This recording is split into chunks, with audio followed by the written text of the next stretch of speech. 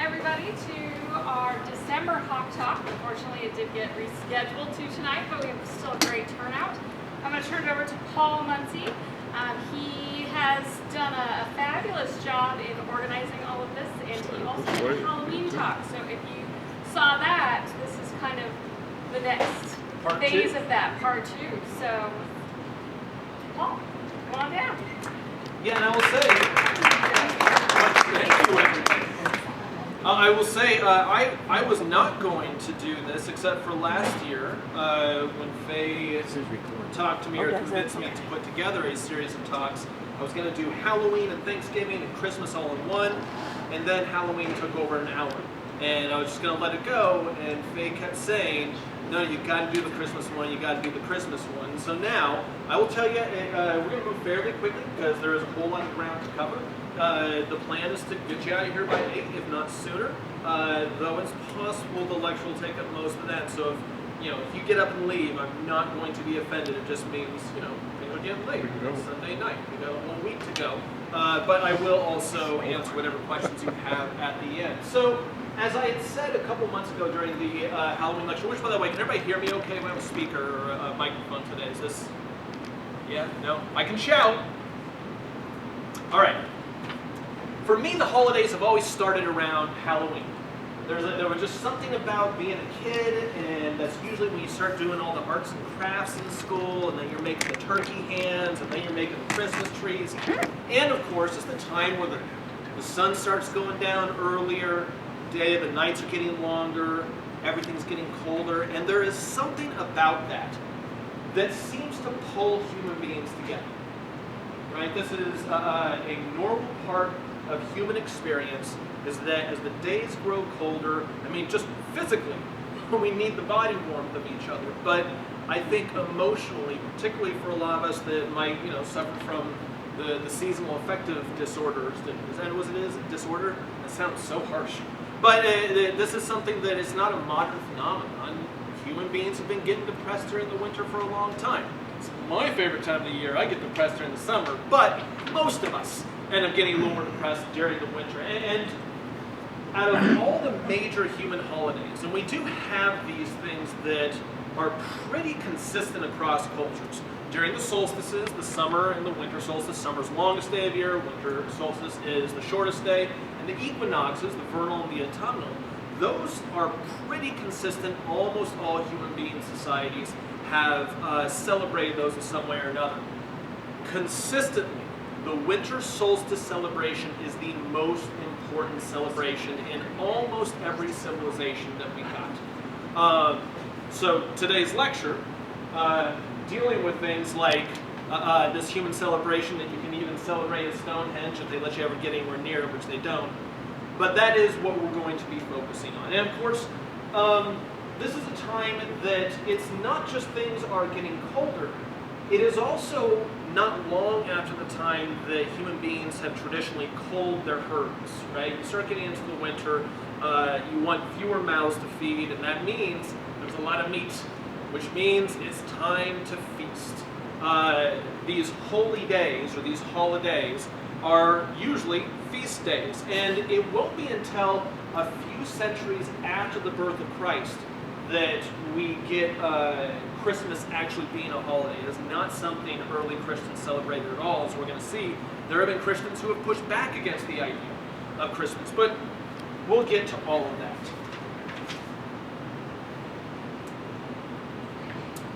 So, to start off with, in Rome, there is this god, Saturn, who is the god of time, the god of harvest, and if you're familiar at all with Greek mythology, we all probably know the Romans copied a lot of their mythology from the Greeks.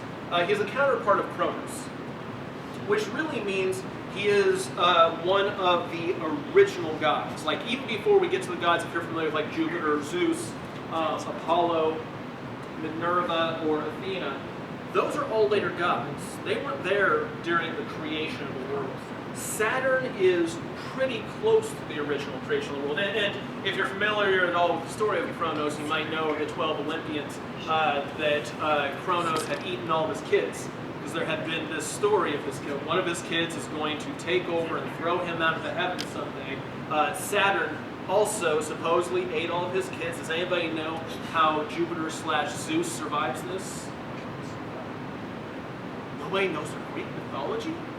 Didn't they switch out the baby with a rock or something? Yeah, his mom, the mother of the story, Mother Earth, never liked this. And so she essentially takes a rock, puts in swaddling clothing, and Kronos downs it. Though there have been some artists who have imagined this in a slightly different way.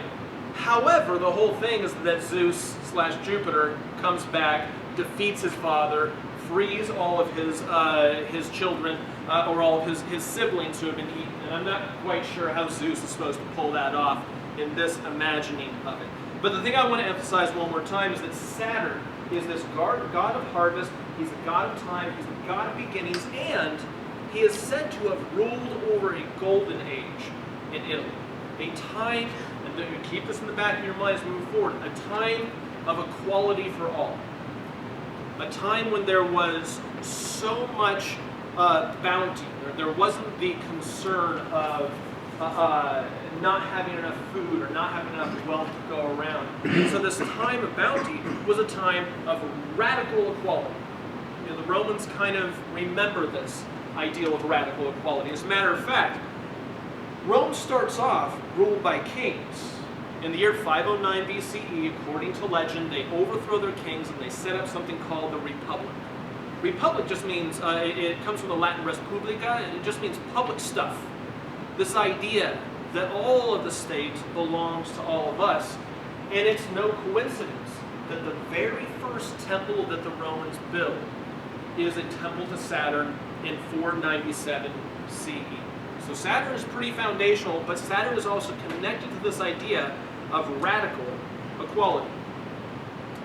And so the Romans, from the very get-go, for the first time that they had actually dedicated this temple in 497, they started celebrating this holiday, this holy day, or son of holy days, of Saturnalia, starting on December 17th. Now, you may have heard that Christmas is associated with Saturnalia, and there's certainly an association, though it's nowhere near as close as I think the popular imagination often makes it out to be.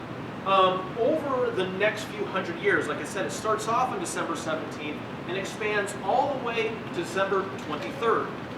Closer to Christmas, not quite there yet, but in this new ideal of a week-long celebration, which at the time, winter solstice popped up on December 24th, so it's this week-long celebration up to the winter solstice. There is this concept of radical equality, though maybe equality is not the best way to describe it. It's really a turning of society on its head. In the celebrations of Saturnalia, slaves were allowed to order their masters around. Everybody thought it was good fun. The slave sits in the house and says, "Bring me some wine." And these people are usually very powerful for the rest of the years, think it's so fun to go out and play slave for a week or so. And this led to a lot more deep revelry, heavy drinking. At the time, I think I might have this up here.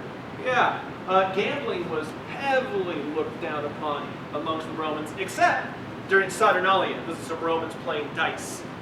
This is a time where all traditional morality goes out the window.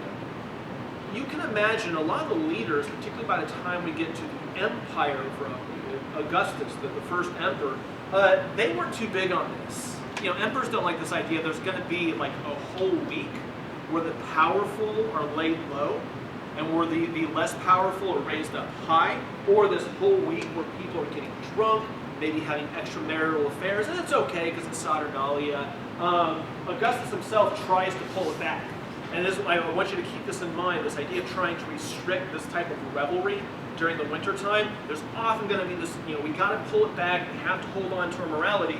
The people as a whole, though, always love this stuff. It's really hard. The powerful are like, hey, you got to act normal. The people are like, no, man, it's dark. I got a week where I'm just going to go nuts. And this not only ends up going up to December 23rd, by the time we get to the 2nd century CE, by the time we get to the 100s, it will extend all the way from December 17th up to December 25th. So we're getting a little hint of this initial date of Christmas. Obviously not at all connected to the birth of Jesus, but the date is starting to converge into something. Now, Jesus was probably born around the year 4 BCE. You might be familiar with the terminology of BC AD. AD just means Anno Domini, or the year of our Lord. BC means before Christ.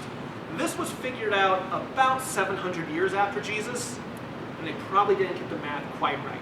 They were close, but probably off by about 4 years. So again, Jesus was born around the year 4 BCE. His family had come from a Galilean village named Nazareth, which is actually pretty far north from the province at that time of Judea.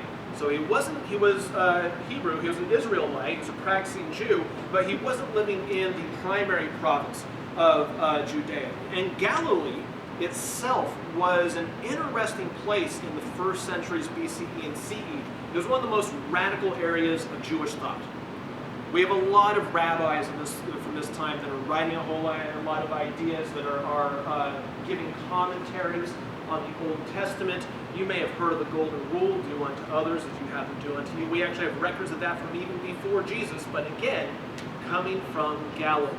Galilee was a place of radical theology that Jesus was born into. Later stories that we get will say that he was born in Bethlehem. And a lot of this has to do with prophecy that the Messiah of the Jewish people, or the king that was supposed to set them free from outside rule, was supposed to be born in Bethlehem. And so Jesus may have been something that later authors put onto it. The earliest writings that we have about Jesus, actually, the earliest gospel that we have is the Gospel of Mark. Mark was written about 40 years after Jesus died. But the very first stories we actually have of his birth come from Matthew and Luke. Matthew and Luke are written sometime in the 80s. Now there's always debate, this is what scholars love to do, but the broad consensus is that these two Gospels were written separately sometime in the 80s, about 50 years after Jesus died. Now Luke tells this story of shepherds living out in the fields with their sheep, and angels coming to them and saying, the Messiah has been born. You've got to go into Bethlehem to go worship this Messiah. Now, this again, knowing exactly when Jesus was born, because as we're going to see, this tradition of December 25th isn't going to come for a few hundred years. There are a lot of scholars that have looked at and said, it doesn't make any sense that Jesus would have been born in the winter if you're going to have shepherds living out in the fields with their sheep at that time. And even in Galilee and Judea, it snows during that period. Except, we still have shepherds out in that region, and they do live with their sheep out in the fields during December. They just stay in their tents instead of staying directly outdoors. During the summer, they usually just sleep underneath the whole open sky. So again, like I said, some scholars have pushed back against this idea, but it certainly seems as though it's totally feasible that shepherds were out in the fields when the angels came to them. Now, like I said, also in the 80s we have the story of Matthew. Matthew has a different take on this birth narrative. Matthew doesn't mention any shepherds, but Matthew does mention a star or some type of celestial event, what you probably know as the Star of Bethlehem, and he mentions Magi.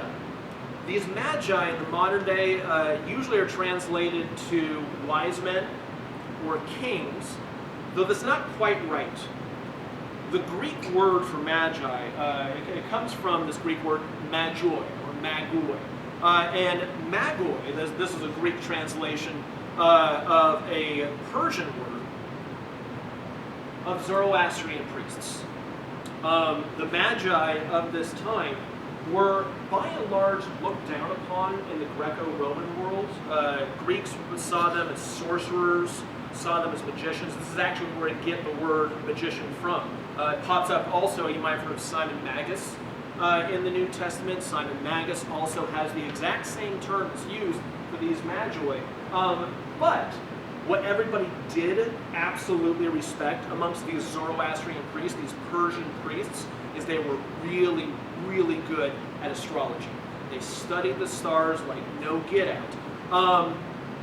And so this idea of a Star of Bethlehem, that these Persian priests saw something that told them something special had happened and made their way to Judea, is totally in the realm, not just of possibility, but this reads as if this is how things would have unfolded at the time.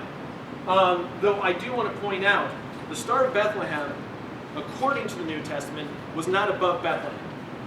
It's a star in the east.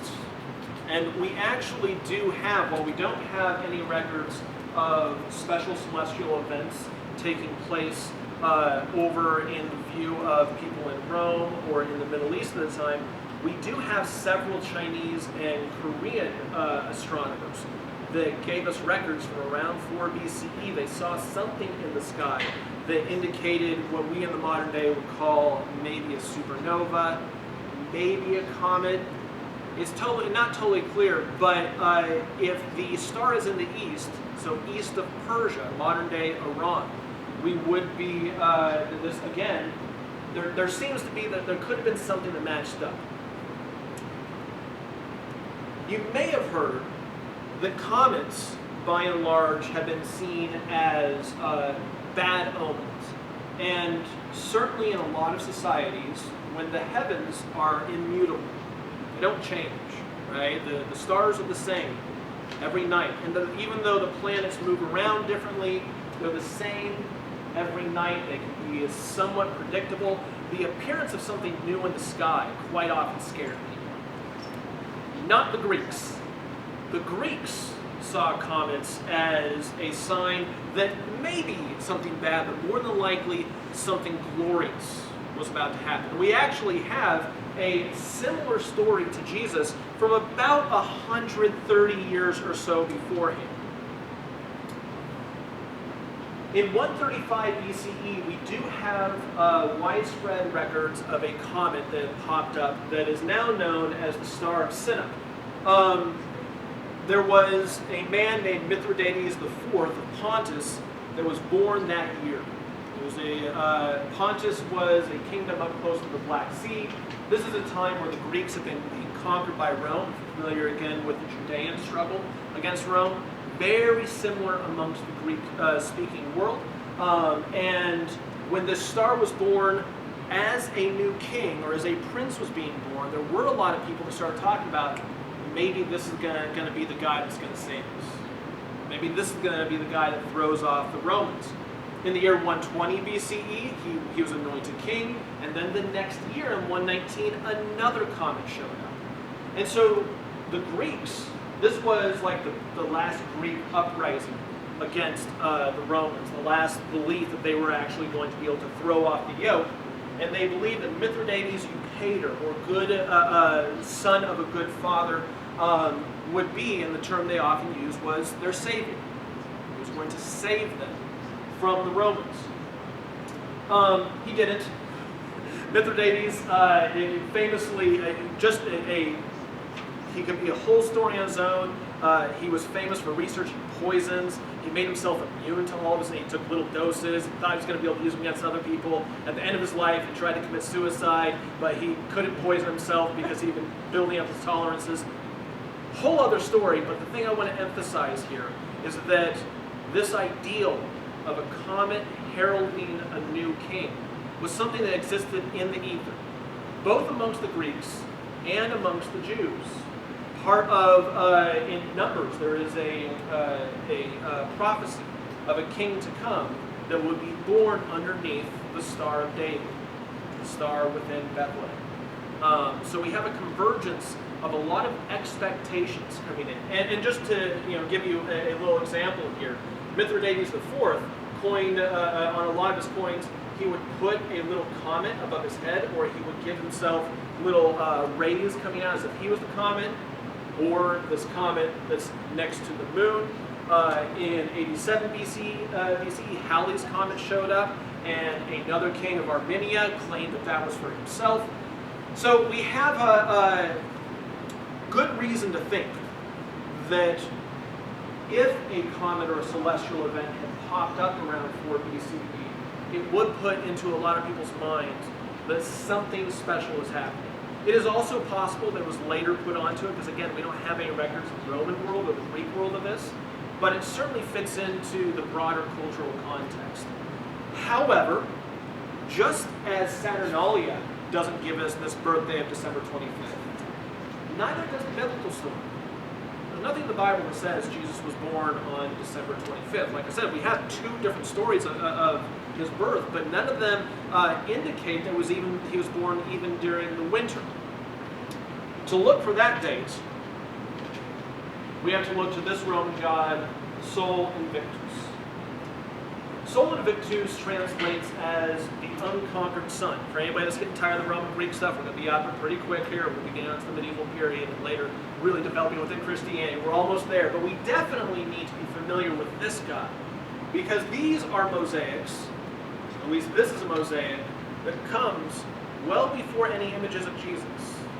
And I think that we, not bearded, but that halo, the light shining off of him, most certainly later on other Christians, when they do depict Jesus, and it takes a while, they do not draw Jesus early on or give any images of Jesus early on. And our earliest images of Jesus usually are him as a shepherd, usually without a beard, usually a younger man, has a very similar image to Sol Invictus. Well, Sol Invictus actually wasn't even a Roman god. Sol Invictus was a Syrian god with the great name of Elagabalus. I just kind of love some of these names. Elagabalus was this Syrian god, this sun Syrian god. And at the time, the kingdom of Syria in the 1st century BCE all the way to the 2nd century CE was actually ruled by priest kings. Kings that had a special relationship with the gods, and their primary god they worshiped was Sol Invictus. When we get to the 3rd century, when we get to the year 222, we actually have one of these, the nobility from this becomes an emperor of Rome. And he brings to Rome Sol Invictus. And he really wanted to raise Sol Invictus up above Jupiter. He wanted to make this the new god of the Roman kingdom. Unfortunately, this emperor was a teenager, wasn't very good at his job, he was assassinated 4 years in.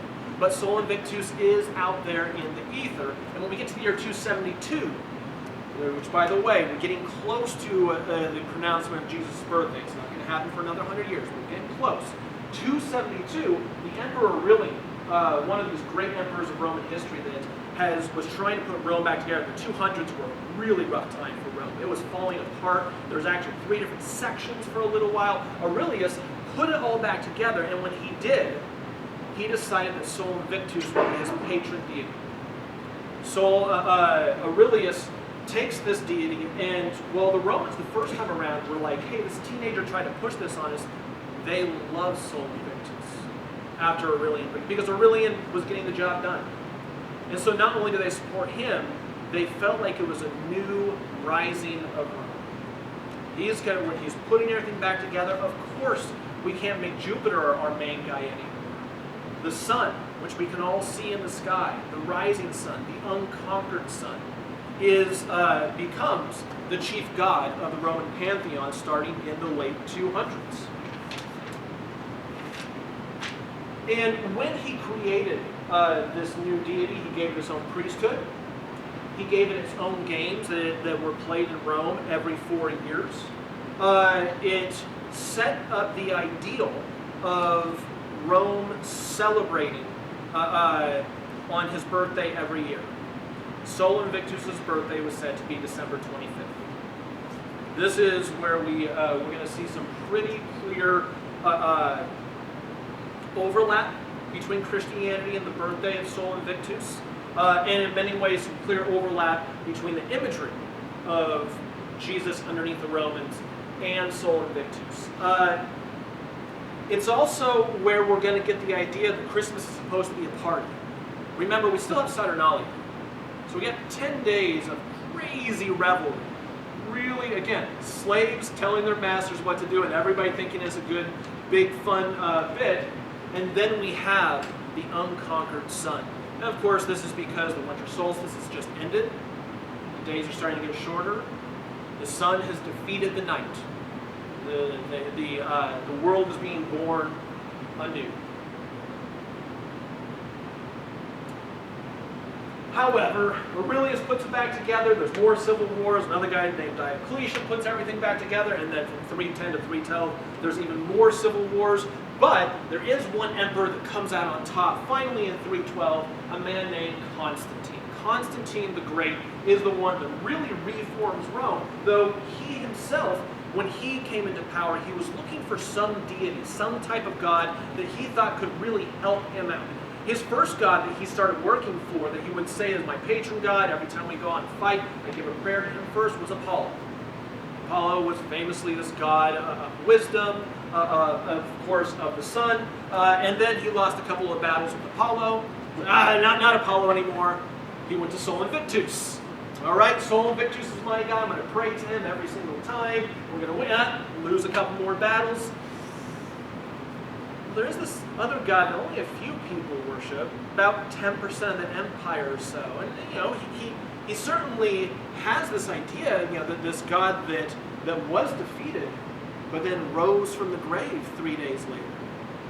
And in 312, at something called the Battle of Milvian Bridge, we have a couple different stories. One of them says that Jesus came to Constantine in a dream one night, and he said, paint a Chi Rho, it's essentially the first two letters of Jesus' name. Paint that onto the shields of all your soldiers and you'll be victorious.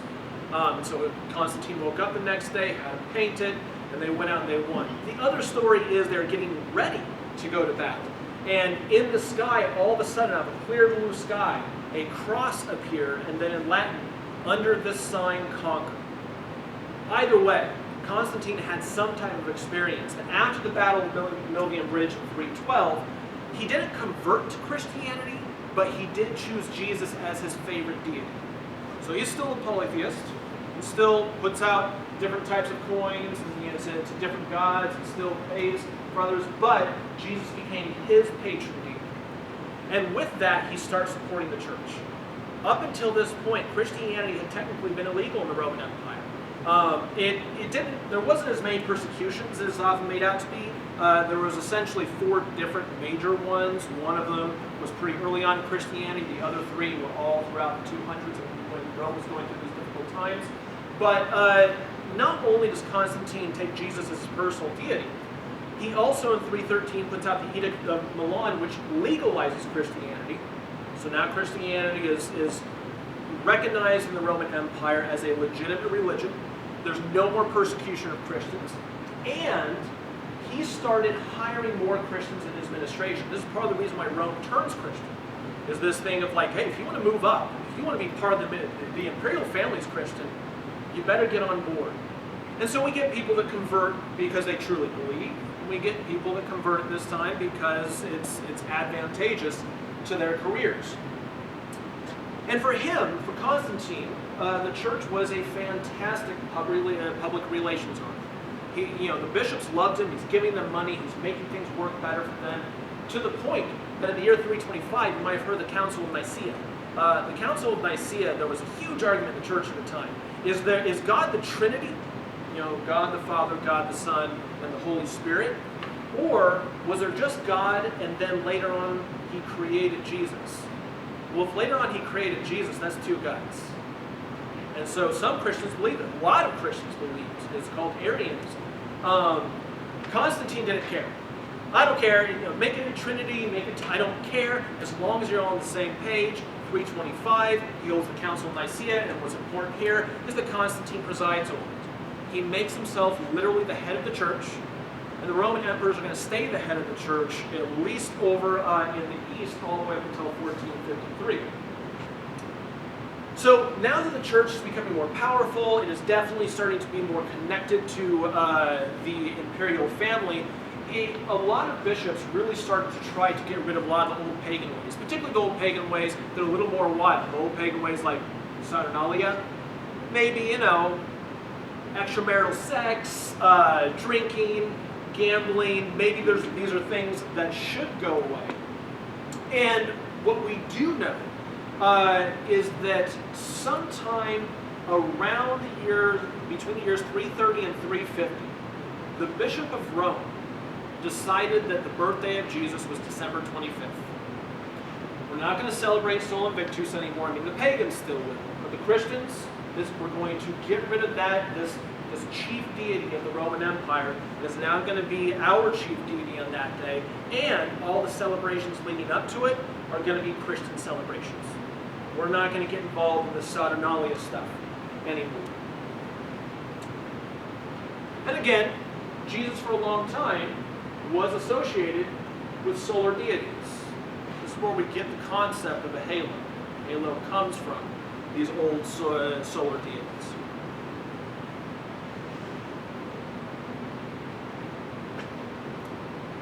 Sometime, let's see if in the 360s, a guy named John Chrysostom, the Golden Mouth is what Chrysostom means, he referenced Christianity in a speech. This is in 386.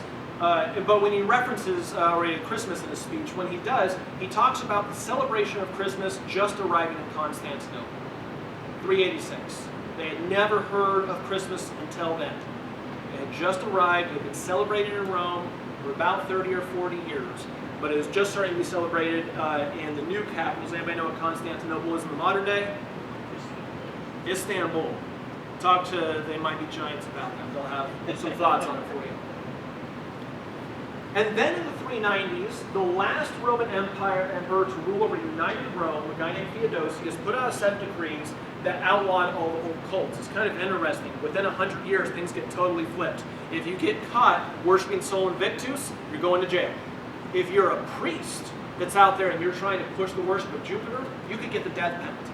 This is why we have no more Greek or Roman religion that has continued on to the modern day. It was stamped out in the 390s, which of course meant that Christmas was no longer had any competition on December 25th.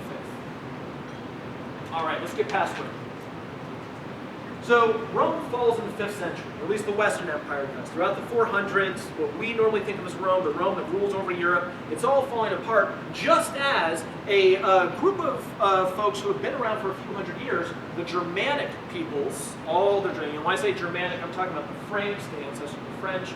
I'm talking about the Prussians. I'm talking about the Teutons, I'm talking about the Anglo-Saxons. That whole group of Germanic people were essentially coming in and taking over the remnants of the old Roman Empire. And during the 5th century, during the 400s, some Germans were Christianized. So, for example, the Franks, the ancestors of the French, by the time we get to the 400s, they're all worshiping the Trinity, the version of Christianity that Rome had settled upon. But there were still plenty of pagans out there, the Danes, if you're familiar with the Vikings, the English, again, the Prussians. And these folks all had similar gods. Not all the exact same, but they came from a common root. And for essentially all of them, they had a chief god named Odin, or amongst the Anglo-Saxons, Woden. This is where we get Wednesday from. Woden's Day. If you've ever wondered why Wednesday is not pronounced, it should be like Wednesday. Woden's Day. During the 2 months surrounding the winter solstice, so about a month before, if you think like late November up until mid-January or so, during these 2 months, there was a celebration amongst the Germanic people in the modern day we call Yuletide. Yuletide is kind of hard to pin down. We don't have a whole lot of writings on it, but Yuletide is 2 months worth of celebration with a lot of mini festivals in it. It's not like 2 months just straight of party, but it is, you have 3 days here, got 1 day there, got 4 days there. But it seems that the days around the solstice, so the day before the solstice, the day of the solstice, the day after the solstice, that these were dedicated to Odin. In some places, it's possible that the 12 days before the solstice were dedicated to Odin. This, of course, is the precursor to the 12 days of Christmas, which come after Christmas. But these stories of Odin are pretty important if you want to understand Santa Claus. Odin, the king of the Germanic gods, being celebrated around this time of year. Very often, well, let me hold back on that just a little bit. This is a time of year, if anybody's here for the history of Halloween, you might remember for the Celtic people, Samhain, the ancestor of Halloween, was a day where the veil between this world and the spirit world got really thin. They got scared of other creatures or demons coming in and hurting them. Well, for the Germans, it was a winter solstice.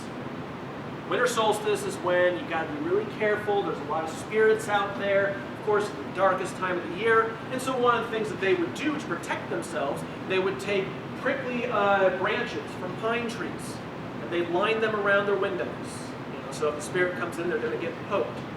They also would go out and they would chop down the trunk of a big tree, drag it into town, and set it up like in the wards, whoever had the biggest fireplace, and they would burn this Yule log.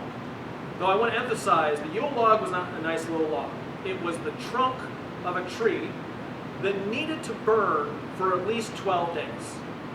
Just, you just gotta, somehow they just got to keep it going, because that's going to ward off the evil spirits.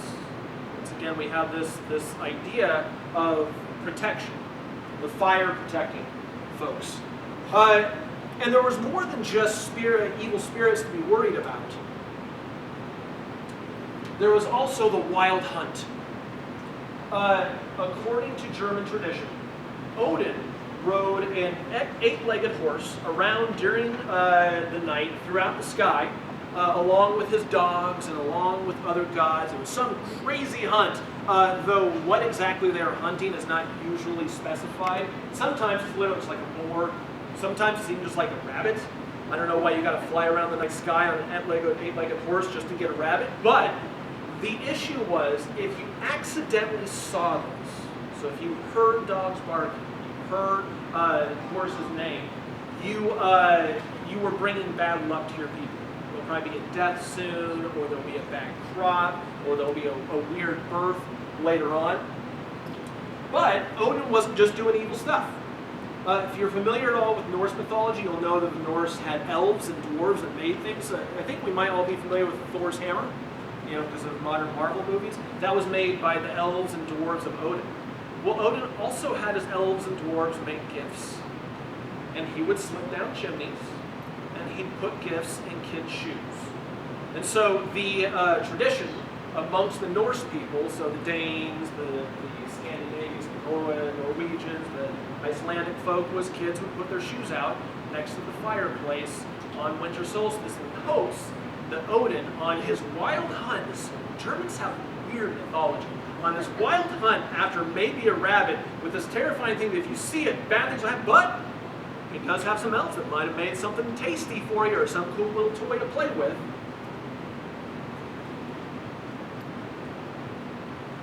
Now, as Germans converted to Christianity, Christmas, which we already know had in the South amongst the Romans, had this history with Sol Invictus, and the celebrations around it had this history of inverting the social structure due to Saturnalia. But a lot of those Yuletide traditions remain. As a matter of fact, in England, throughout the Middle Ages, most of the lower classes did not use the word Christmas. Most of them still use the word Yule. They meant Christmas. They were not worshiping Odin. They were worshiping Jesus. But that term still stuck around for a while. And so this combination of so many different backgrounds really resulted in a long party. The season was called Christmastide. Christmastide went from about December 24th, Christmas Eve, up until January 5th. This, of course, is when it is said that the Magi actually made it to Jesus, 12 days after his birth. Again, this shifting around to 12 days. But for these 13 days or so, there were bonfires, there was feasting, there was a lot of drinking. This is also when we had some of our earliest football games. Soccer used to be between villages. And you could play it like on a pitch like they do in the modern day, but quite often it was like there's a village about a mile down the road, we have a ball, we're going to kick it into one of their houses. And like the villages would come out, and it was a lot more like rugby. Just beat the snot out of each other as they tried to get this ball in between. So when we look at like modern day football, we're like, it's so barbaric. Nothing compared to what these Europeans were doing. And this was a Christmas time activity. Remember, Northern Europe isn't very warm during Christmas. So they're out there in the snow. They're drunk, so they probably don't care. But it is an intense season. People would also carol. But the caroling at this time was much more like trick-or-treating. You show up to somebody's house, you sing them a song, and then you put out your hand. And if they don't put anything in your hand, there might be some poop on their door later on. So again, Christmas. It is pulling on a lot of pagan traditions and a lot of this much more rambunctious types of celebrations. Pine and holly branches were still brought inside. Not necessarily to ward off evil spirits, though we should remember the lower classes throughout the medieval period had a tendency to hold on to a lot of their old pagan beliefs, not attributing them to their pagan gods, but those same types of ideas of, there's demons out there, there's the devil, put up some pine trees or put up some pine branches in order to keep them out. We also got a new use for evergreen trees outside. December 24th, during the medieval period, was turned into St. Adam's and St. Eve's Day. And on December 24th, the day before Christmas, because the common folk loved to put on plays during the medieval period, what they would do is they would go out to a pine tree, and one of the things with the pine tree is that it looks kind of triangular. Any idea why that's important? Well, come on. Trinity. So we're going to use this tree of the Trinity, but if we're going to act out Adam and Eve, you got to have some forbidden fruit for Eve to pick off of it. So they decorate it with apples. So we're starting to, these trees are outside. We still got these Yule logs inside, right? Essentially, you're burning a big old tree if you got a big enough fireplace that you're burning inside. When you do have these trees that you're decorating outside, they called them paradise trees. The paradise trees are going to be the ancestor of the modern day Christmas tree. Now, like I said, these old Roman ideas didn't just disappear. And as Christianity spread to the Germanic people, they picked up on some of them, including these ideas of inverting the social order. So quite often, on Christmas Day, sometimes it would be 12 days before Christmas, sometimes it would be the day after, sometimes it was on the day, it just depended on where you're at. Some places would elect what they called a boy bishop. The boy bishop would be some teenage kid that would spend the day going around giving blessings to people, collecting what he would have called charity, though he kept most of it for himself, and marrying people. These were considered totally legitimate as long as he was the bishop. Sometimes he was just bishop for one day. Sometimes he was bishop for 12. So this teenager, if you want to get married for a day or for 12 days, could marry you. Why would that be important? Scootily pooping. This now you can have sex legally underneath the eyes of God, and now the day after you go back to just being wherever you're at, and you can go ahead and get married for real some other day. This is again one of the things with the lower classes. If you're not from that elite, you can find ways around some of the rules. And the church let this happen for a long time. This is a way, if you're familiar with the medieval period, the Middle Ages really is just a time where we have gangster thugs running Europe. That's what knights and kings were. They were not, by any stretch of the imagination, these magically noble folks the church spent a lot of time really trying to keep them under control. And you can imagine that for commoners who can be beaten to death by these folks, and sometimes were, and have no repercussions, that could be sexually assaulted and no repercussions, commoners need to blow off steam. And Christmas, in a lot of places, became the time that the church was like, fine, give them some time, let them go crazy. This is also the time that usually on January 1st, though it could happen as early as Christmas, many places have what they call a Feast of Fools. In this Feast of Fools, the most foolish person in the town would be elected the Lord of Misrule. What a glorious name. The Lord of Misrule. And it usually was like the person in town that usually got in the most trouble. That Lord of Misrule would spend the day giving silly orders to everybody else in the town, including local priests and bishops and knights. You know, silly orders like, you have to drink now, right? Oh, I guess he told me how to drink. This reminds us very much of Saturn. This is the same idea. We're going to invert the social order just for a little while. We're going to give the lower classes a chance to blow off some steam. And for the upper classes, it's fun to act like you're a commoner for a day. It always reminds me of, like, sometimes I'm like, oh, it'd be cool to go back to the Middle Ages. As long as I could come back to here, like, I would not want to stay there for a long time, particularly as a member of the more common class.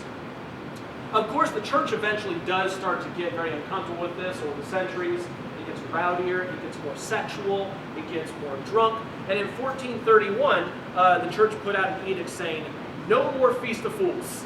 This is done. There's no more boy bishops.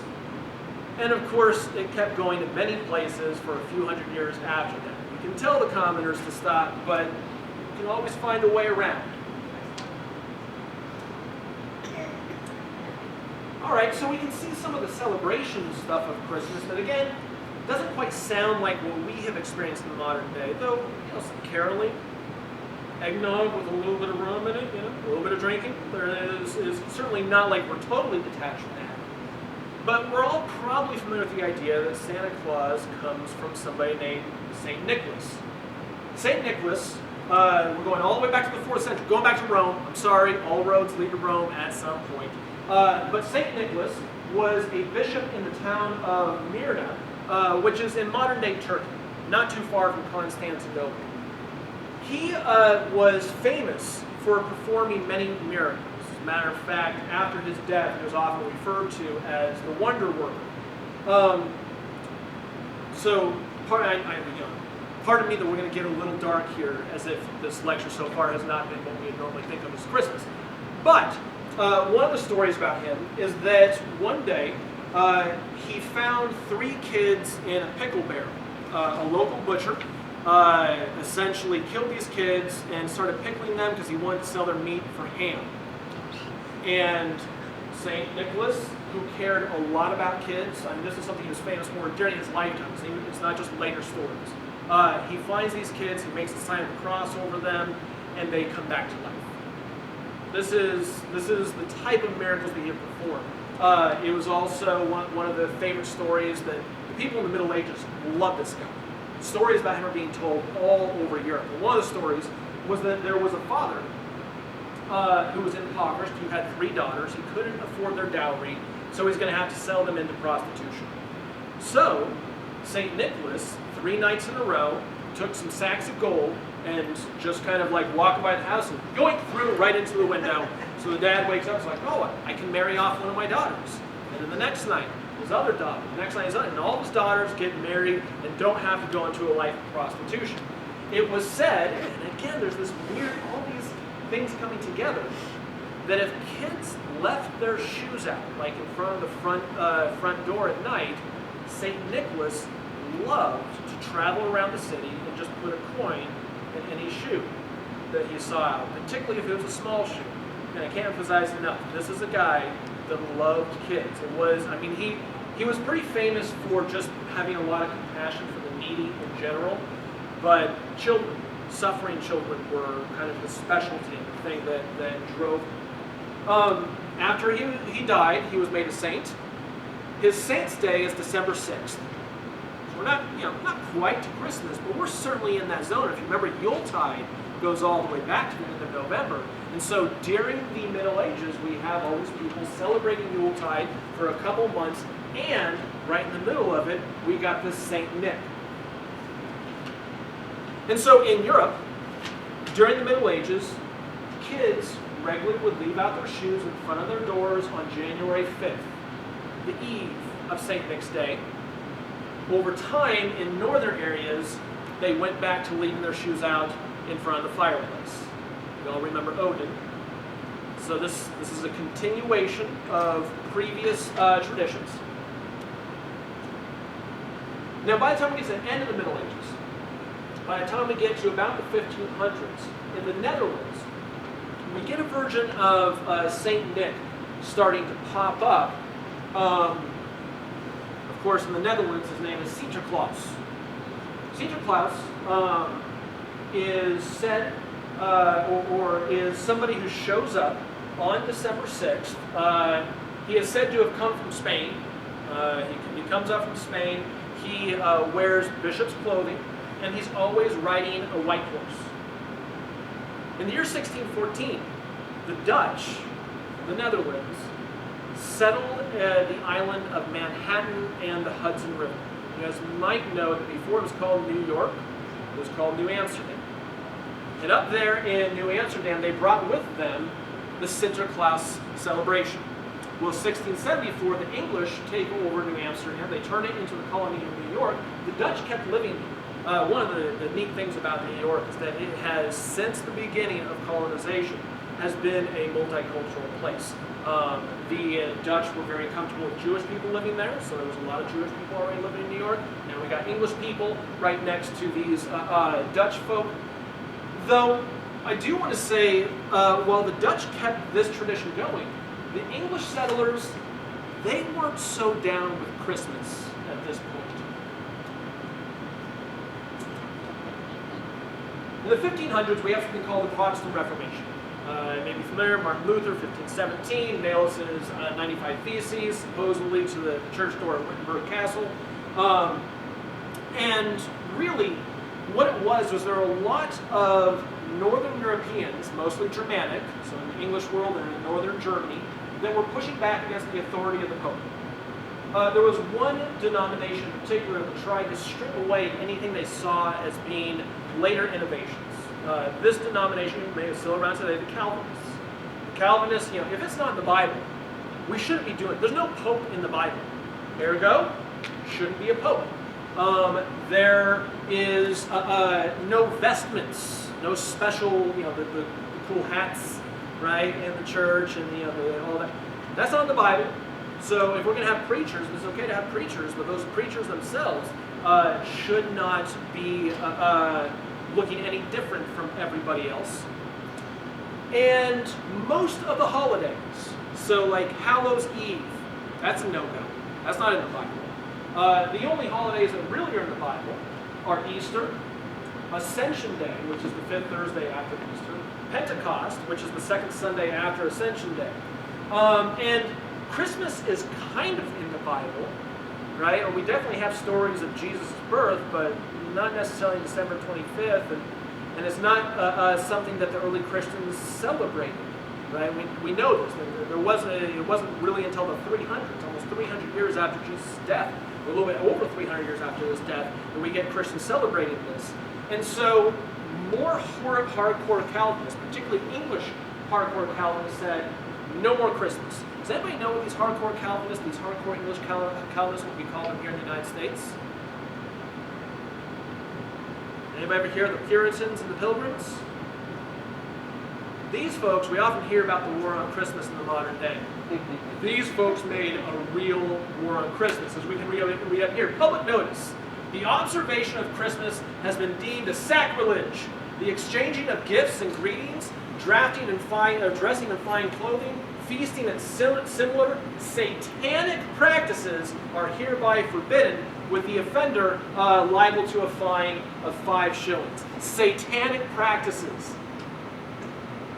Whatever war there is on Christmas in the modern day, I've yet to hear anybody call it a satanic practice. But this was the feel amongst English Calvinists and those same Calvinists here in the United States. And in the mid-1600s, England went through a civil war where the Puritans took over. They ruled for a few years. It was quite famously pretty miserable. They shut down all the bars, shut down all the theaters. There was no good fun. Puritans had, these hardcore Puritans had a much higher rate of suicide. And they did things like, to make sure that nobody celebrates Christmas, they required that shops are open on Christmas Day. You have to go to work. If we find out that you shut down your shop, I don't care if you're sick, you're going to pay a fine for it. Let's see.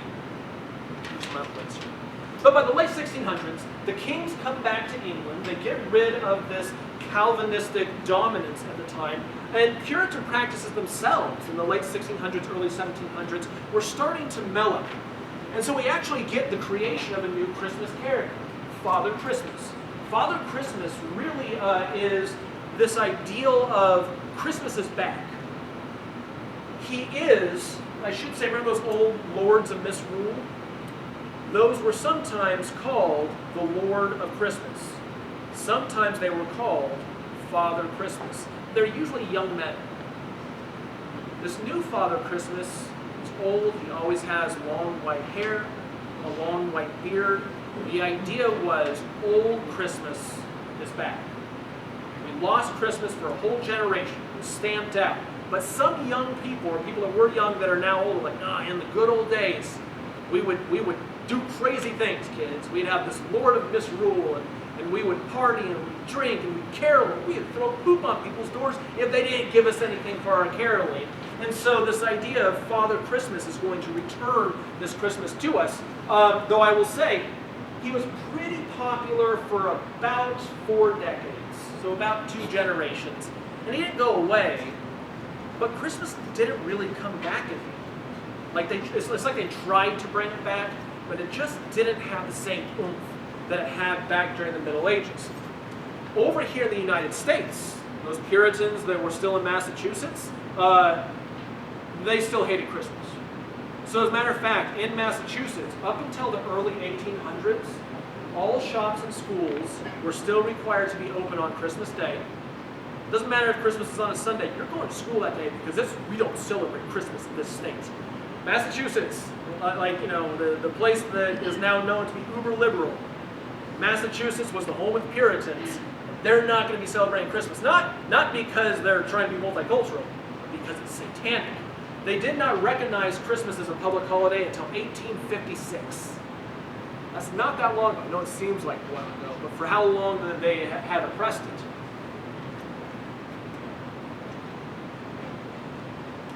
Now, when Massachusetts did finally recognize Christmas, it was actually part of a wider movement within the English-speaking world. As I said, even after the Puritans were pushed out of power in England, Christmas never really made a major comeback. But Christmastide was still popular on the mainland of Europe. So, in Germany, in France, it was still a big celebration in the 1700s and the 1800s. And you might remember these paradise trees that had existed during the Middle Ages. And we're obviously getting close to the present here, so if you can hold, what time is it?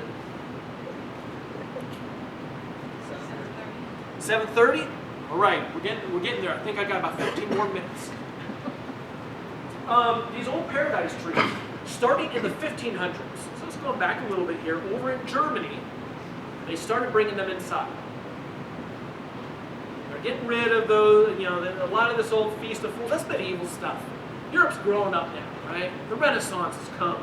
We're now in a more grown-up future, so instead of putting apples on trees outdoors, let's bring them inside, and the Germans start making essentially not cardboard, but cardstock and paper decorations for their trees within Germany. According to legend, Martin Luther, the guy who started the Protestant Reformation, was the first one to start putting candles on trees, which still blows my mind. Though I have seen stories of people that were like, maybe even in this town, you might have had grandparents. Does anybody in here have grandparents that would do the candles on trees? I know that there were still people in the United States in the 50s and 60s doing it. Though these are also folks that like bring in the tree the day before Christmas and you get rid of it the day after Christmas, and you watch that thing like crazy. But Martin Luther supposedly on Christmas night was walking home and just loved the stars so much he got bummed when he went inside. So he's like, let's put some candles on the tree. By the time we get to the late 1700s and early 1800s, we have the first waves of German immigrants coming here to the United States. They were treated pretty poorly by the English settlers. Quite famously, Ben Franklin really hated these Germans coming in. He would say things like, since they come from a place that has no freedom, because Germany was dominated by kings and dukes at the time, since they come from a place that has no freedom, they don't even know how to be free. What are they doing here? They were really looked down upon. And they brought with them these Christmas trees, and you can imagine, not just the people who are descendants of Puritans, other English folks were looking at these and like, isn't that pagan? This looks like pagan stuff. Remember, in one of the things they talk about, Germans used to worship trees. That was like the European thing for a long time. And of course, we have the Yule logs. So we do have Christmas trees in the United States in the early 1800s, but the vast majority of Americans look at them and think that they're evil. Christmas, as we know it, with these Christmas trees, really starts in the mid-1800s with the Victorian age. You might have heard of Queen Victoria. She ruled England from 1837 to 1901. She came from a family called the House of Hanover. It was a family that actually came from Germany, and like all other members of her household, she always married somebody that came from Germany. Her husband was a man named Prince Albert. Prince Albert, when he came and moved to England, he brought with him the tradition of setting up Christmas trees. And so every Christmas they would set up their Christmas tree, and the young couple, they were very young when they got started, they were a cultural sensation. For those of you that are my age or older, you might remember Diana and Charles in the 1980s. Everybody, Diane's so awesome. Or for the younger generation, you might remember Kate Middleton and Prince William in the 2010s.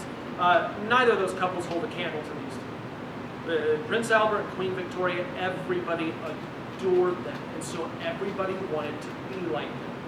They start putting up a Christmas tree, all of a sudden everybody in England is putting up Christmas trees. Everybody in England is trying to get into this Christmas spirit.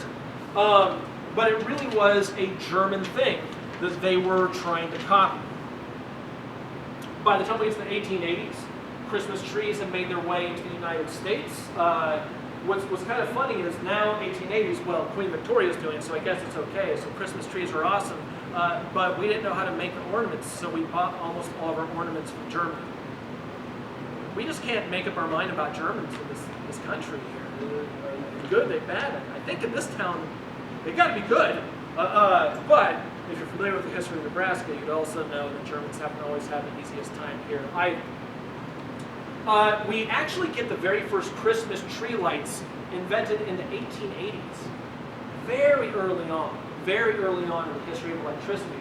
Though they did start getting popular into the 1920s. The 1920s is when cities started getting electricity, and so they get popular across the rest of the country. By the time we get to the 1940s, the majority of rural homes had electricity, and at that point, the 1940s, second half of the 1940s, is when the idea of Christmas lights are just part of Christmas, and we're going to put them on our tree, and we're going to put them on our house.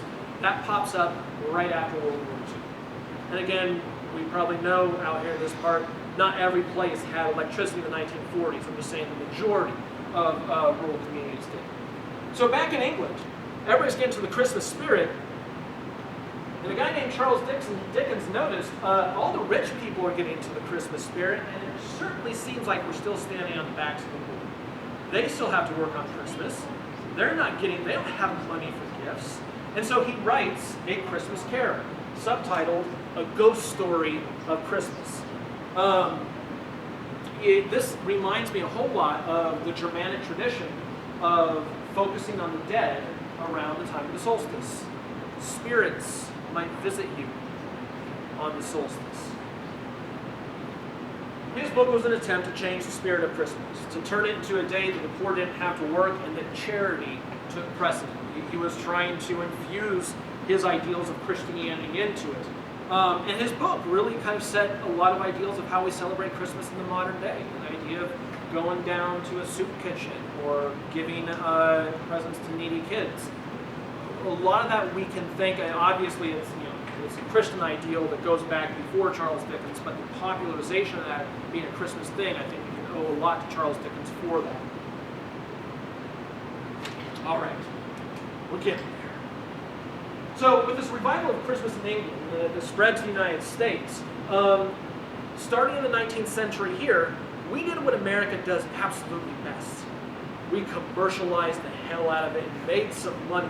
Our version of these figures, like again, we've had Saint Nicholas of Myra, we've had Odin on his wild hunt along with his elves making things for him. We have the Dutch Sinterklaas that's celebrated by the Dutch descendants in New York. We have England's Father Christmas.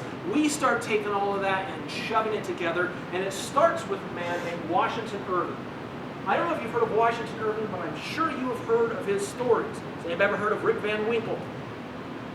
Has anybody ever heard of the Legend of Sleepy Hollow? That is all Washington Irving, and he wrote the first story about Santa Claus as well. And again, not Sinterklaas, not Saint Nick, not Father Christmas, Santa Claus. We owe a lot to Irving for a lot of our American mythology. His version of Santa Claus is interesting, though. For him, Santa Claus wore knickers. He was a knickerbocker himself back in New York at this time. No bishop's robes. And he envisioned Saint Nick, flying through the air in a wagon pulled by a horse. No reindeer yet. And he talked about Santa coming down a chimney. Again, this isn't just dropping things down a chimney. This is Santa coming down a chimney. It reminds me a whole lot of Odin. Then in 1823, a man named Clement Clarke published a poem called A Visit from St. Nicholas. You probably know it as The Night Before Christmas. He shifted the celebration. This is when St. Nicholas really becomes a figure, or when Santa Claus becomes a figure of Christmas Eve. Up until this point, even with Washington Irving, the day for Sinterklaas / St. Nicholas was December 6th. It is Twas the Night Before Christmas, with Clement Clarke's poem, that we get St. Nick being a Christmas Eve creature. This is also when we get the reindeer. They're all named. Does anybody remember how many reindeer there are?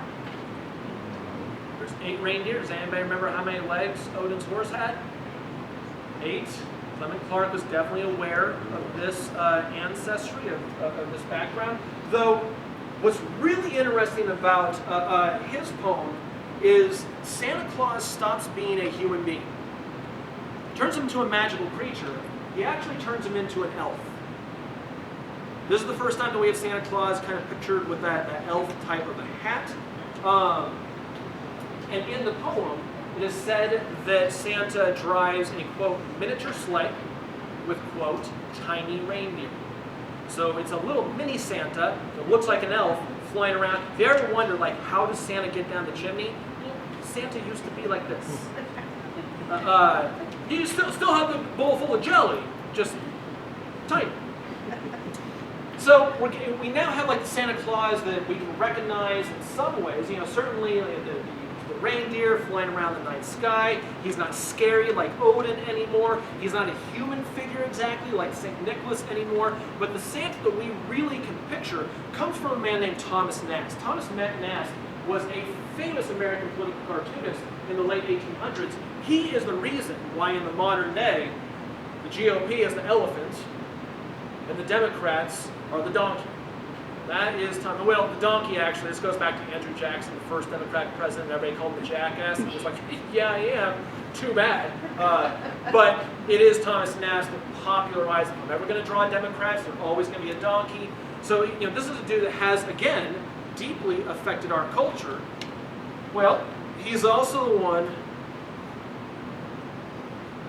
that drew the Santa Claus we're familiar with.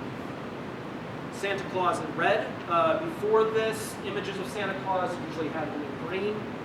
Again, often smaller, this human-sized, kind of elfin, but jolly guy, that is a product of Thomas Nast. By the time we get to the 1920s, so and to be clear, Thomas Nast puts it out there, and people like Santa Claus, but Santa Claus still is not like universally attached to Christmas Eve. Some families have it, some families don't. It's not an American thing. Not until the 1920s. In the 1920s, Coca-Cola started using Santa Claus in advertising. Here and there, but then between 1931 and 1964, every winter they put out an entire campaign on Santa Claus loving Coca-Cola. This is because Coca-Cola was considered to be a summer drink. It's a nice, cool, refreshing drink. You don't drink it during the winter unless Santa Claus tells you to. Then all the kids want Coca-Cola during the winter. Next thing you know, this is a refreshing year-round beverage. Speaking of which, my mouth is getting quite parched.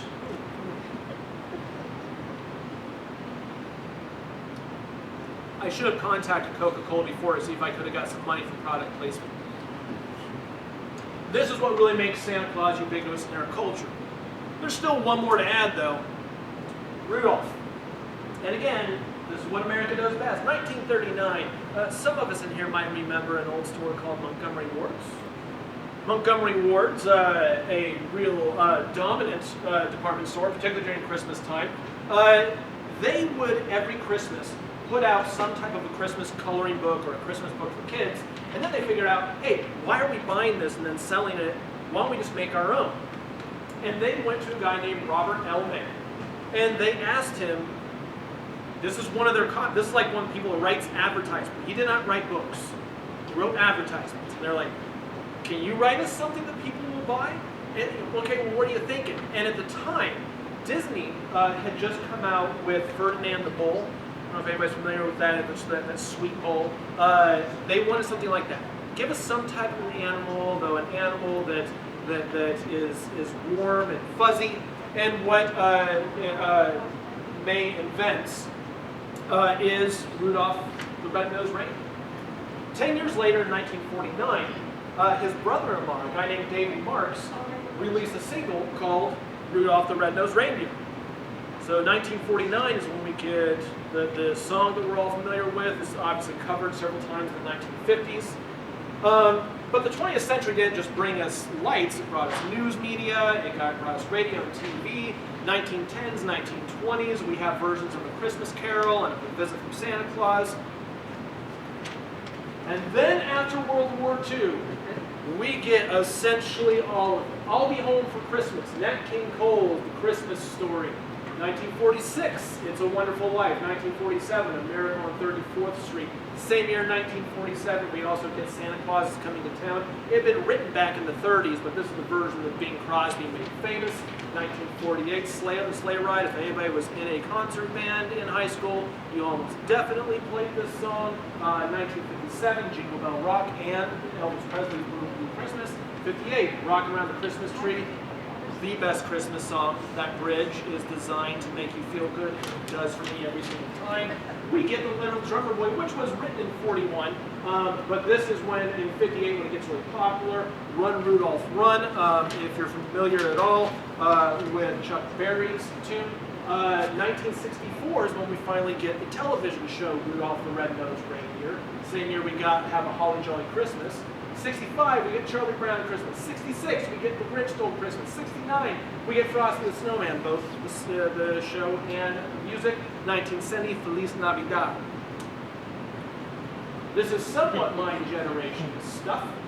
Christmas Story in 83, Die Hard, which of course is a Christmas movie. I don't know why we would have this debate. National Lampoon's Christmas Vacation, 89, 1990, Home Alone, 1993, Night Before Christmas. 1994, The Scourge of Everybody Who Works in Retail, All I Want for Christmas Is You. And of course, the millennials have started to build their classics. I think most of us love the movie Elf, and we all probably have mixed feelings about Elf on a Shelf.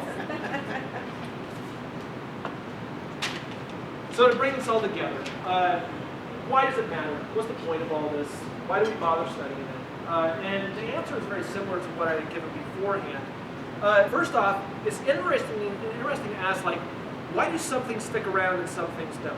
Like, we still carol, we still give gifts, but we don't get drunk and naked in the streets, right? That's not a Christmas thing anymore. I mean, some will still get drunk on Christmas, but it's not like everybody's doing it all the time. Why are so many movies from the 40s and 50s and songs from the 50s and 60s still mainstays of Christmas, but the idea of a small Santa isn't? Why did we make these changes? And, these are interesting questions. But I think it also teaches us something about the concept of tradition. At least it's going to know exactly what I'm going to say here. But the Emperor Claudius had a great quote when he wanted to let Celts join the Senate and all the Italians were angry. And he said, "Everything which we now hold to be of the highest antiquity was once new.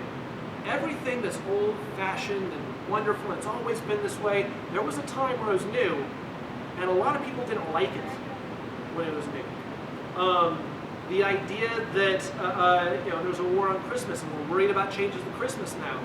Our country was founded by people who thought Christmas was satanic. We've changed our mind on this, right? It is okay for us to change our mind on traditions. So I hope that we all remember that right now, at this moment, we are living in the future's antiquity. We're living in the good old days right now, which means that whatever's new to us that makes us uncomfortable in the world is changing faster than it ever has. And there is good reason to be concerned about how quickly it's changing and our ability to adjust. But remember that all the difficulties is something that we're going to look back on in 20 or 30 years, or descendants are going to look back in 100 or 200 years and be like, man, how awesome would it have been to be alive in the 2020s? I mean, yeah, that plague was crazy, but everybody learned how to make bread, right? So that's it. What time is it? Should I go over time? 7:15? 50. 10 minutes. Questions, any?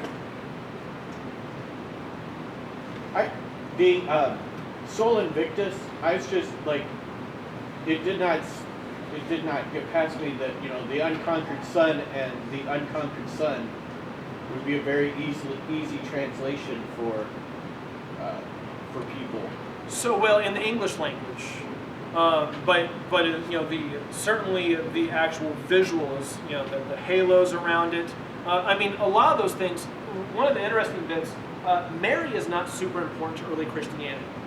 Mary starts becoming important in the 300s, and there is, if you're familiar with the image of Mary with the baby Christ, it is almost the exact same pose as the mother Isis of Egypt with Horus on her lap. And Mary that image starts popping up as the old Egyptian religion is being stomped out. And which is not to say that it's a copy. Of course, the story of Mary has been around since the very beginning. It is to say that people who are losing their traditions and they're looking for something that feels familiar, it's easy to be like, all right, cool. If I can't have Isis and Horus anymore, then I'm going to have Mary and Jesus. And I think the same thing with Sol Invictus. Again, Sol Invictus is always a young man, but Jesus originally was portrayed beardless. That's something that's added later on, which, by the way, for the Greeks, having a beard and having long hair was a symbol of philosophers, of the wise. And so these are things that, as they get added on to the imagery of Jesus, I think it has a lot to do with just adjusting with the struggles of the world's always changing. And no generation likes it. I mean, we can find things from like Plato that's just like, kids today, they don't work as hard. They just, they have no respect for their elders. And so all of us have that sense of things change and we want something that we can hold on to. Did I answer your question? I don't know if there was a question there. Did I? Well, I just, you made a good point with in English it makes sense. It just, the ease of which you could translate unconquered sun into unconquered sun seemed very linguistically convenient. Yeah. No, you just made it angry. Oh, I didn't kill it? Other questions? Well, thank you, everybody. I hope you all have a Merry Christmas, Happy Yuletide, Happy Hanukkah and Kwanzaa and everything else. Traditions are wonderful, and when you're with your families or your loved ones and you're getting close by the fire, you are partaking in a millennia old human tradition of us needing each other, particularly during the winter months. Thanks, everybody.